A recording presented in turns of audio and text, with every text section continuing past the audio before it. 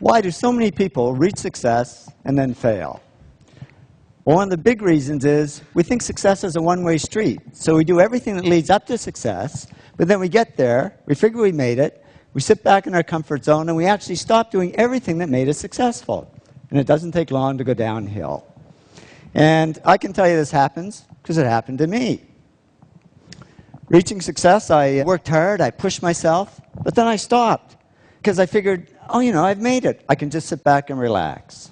Reaching success, I always tried to improve and do good work, but then I stopped because I figured, hey, I'm good enough. I don't need to improve anymore. Reaching success, I was pretty good at coming up with good ideas because I did all these simple things that lead to ideas.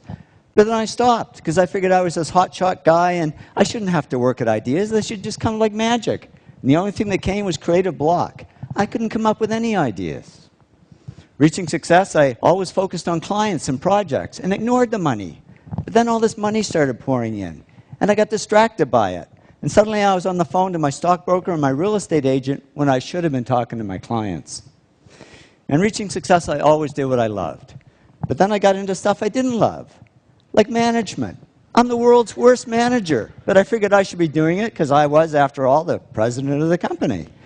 Well, soon a black cloud formed over my head, and here I was, outwardly very successful, but inwardly very depressed.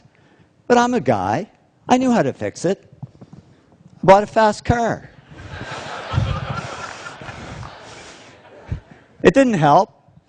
I was faster, but just as depressed. So I went to my doctor. I said, Doc, I can buy anything I want, but I'm not happy. I'm depressed. It's true what they say, and I didn't believe it until it happened to me, but money can't buy happiness. He said, no, but it can buy Prozac.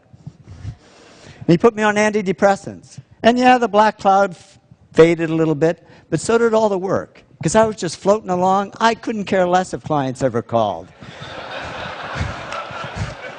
And clients didn't call. Because they could see I was no longer serving them, I was only serving myself. So they took their money and their projects to others who would serve them better. Well, it didn't take long for business to drop like a rock. My partner and I, Tom, we had to let all our employees go. It was down to just the two of us, and we were about to go under. And that was great, because with no employees, there was nobody for me to manage. So I went back to doing the projects I loved. I had fun again, I worked harder, and to cut a long story short, did all the things that took me back up to success. But it wasn't a quick trip. It took 7 years. But in the end, business grew bigger than ever.